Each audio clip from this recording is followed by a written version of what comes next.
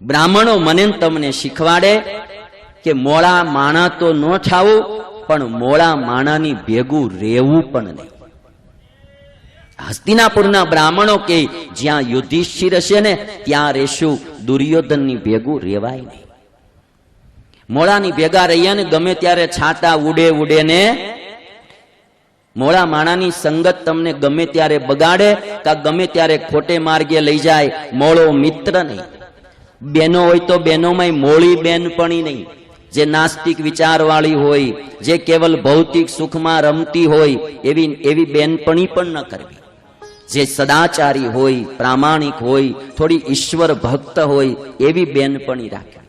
મિત્ર પણ એવા સારા રાખવા. એક છોકરો બહુ મોળો મિત્ર રાખતો તો એના બાપાએ કીધું, બેટા તું આવા મોળા મિત્રનો સંગ રાખવા. એ દારૂ પીવે છે, માંજ ખાય છે બધા, અને ન કરવાના કામ કરે છે, ચોરીઓ કરે, તું એવા મિત્રનો સંગ રાખવા. એટલે છોકરો કહે છે કે બાપુજી આમાં એવું છે ને કે હું મોળા મિત્રનો સંગ કરું છું, પણ એ મોળા મિત્રો એની કોઈ પણ ચીજ હું મારામાં આવવા નથી દેતો. હું ખાલી એની ભેગો રહું છું, પણ એની કોઈ બેડ હેબિટ મારામાં હું આવવા નથી દેતો. અને ત્યારે એના પિતાએ એટલું કીધું તું, બેટા કોલસો હળગતો હોય ને એ આપણે હાથમાં પકડીએ ને તો દઝાડે, અને કદાચ કોલસો હળગતો ન હોય, ઠરી ગયો હોય ને પકડીએ ને તો એ કાળા તો કરે ને.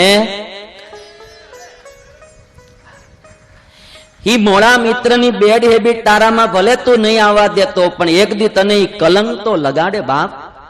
માટે મોળાનો સંગ ન કર.